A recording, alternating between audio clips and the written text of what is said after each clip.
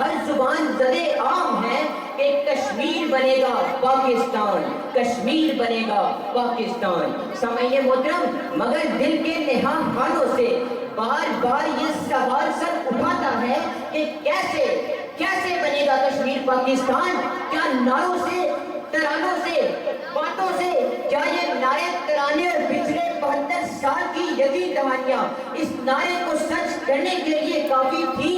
سامعین محترم، قومیں صرف نعروں سے وجود میں نہیں آتی، ارے اس کے لیے پورے جگر دینا پڑتا ہے، جان ہتھیلی پر رکھنی پڑتی ہے، سروں پر کفن باندھنے پڑتے ہیں، اللہ کی راہ میں اس کی رضا کے حصول کے لیے زندگیاں کھپانی پڑتی ہیں، پھر نگاہیں صرف نصب العین اور ساری جدوجہد اور کوششیں صرف اس مقصد کے حصول پر مرکوز رہتی ہیں۔ سامعین محترم، کبھی سوال یہ ہے کہ کیا ہم نے کوئی ایک بھی ایسی کوشش کی؟ نہیں، ہم نے نعرے لگانے اور یوم یکجہتیت کشمیر منانے کے علاوہ کچھ نہیں کیا۔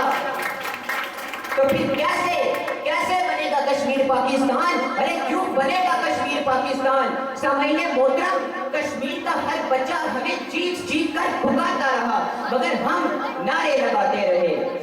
روتی ہے کشمیر کی دھرتی اور وہاں روتا ہے ہر انسان، روتی ہے کشمیر کی دھرتی اور وہاں روتا ہے ہر انسان، شاید ہم کو بھول گئی ہے ارض پاکستان۔ سامعین محترم، ارض کشمیر کے فرزندان حریت کے لیے خاک و خون سے ہٹا وہ راستہ نیا نہیں ہے، ارے وہ تو اس راہ آزادی پر اپنے خون کی لکیریں چھوڑتے اس وقت سے آگے بڑھتے آ رہے ہیں جب پہلی بار ان کے مقدر کا سودا ہوا تھا۔ اس دوران میں سامعین محترم، اس دوران میں ہم نے کیا کیا؟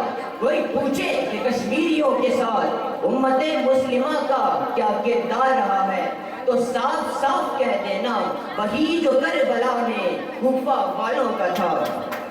سامعین محترم، آج 56 دن گزر گئے، کشمیری مسلمانوں کو غاصبوں کی اسیری میں دن رات سلگتے ہوئے، ارے بھوکے پیاسے بلکتے ہوئے، وہ جن پر زندگی بھی تنگ ہے اور موت بھی آسان نہیں۔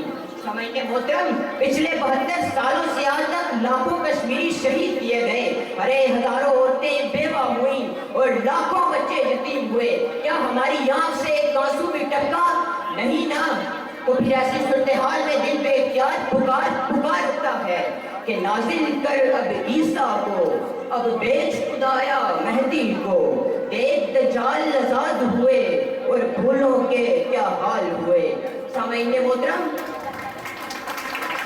کیا ہم نے اپنی بے فکر زندگی میں کسی ایک لمحے بھی اپنے کشمیری مسلمان بھائیوں پر لگنے والی انکاری ضرب کی طرف کو محسوس کیا ہے؟ اگر نہیں تو پھر یہ دعویٰ کیوں کہ کشمیر بنے گا پاکستان؟ خدارا خواب غفلت سے بیدار ہو جائیں کہ اب نعروں کا نہیں، عملی طور پر کچھ کر دکھانے کا وقت ہے، اور اگر نہیں تو پھر اس دعوے سے دستبردار ہو جائیں کہ کشمیر بنے گا پاکستان۔ میں اپنی تقریر کا اختتام اقبال کے الفاظ کے ساتھ کرنا چاہوں گا۔ آج وہ کشمیر ہے محکوم و مجبور و فقیر، کل جسے اہل نظر کہتے تھے ایران صغیر، سینہ افلاک سے اٹھتی ہے آہ سوزناک، مرد حق ہوتا ہے جب مرعوب سلطان و امیر۔ شکریہ۔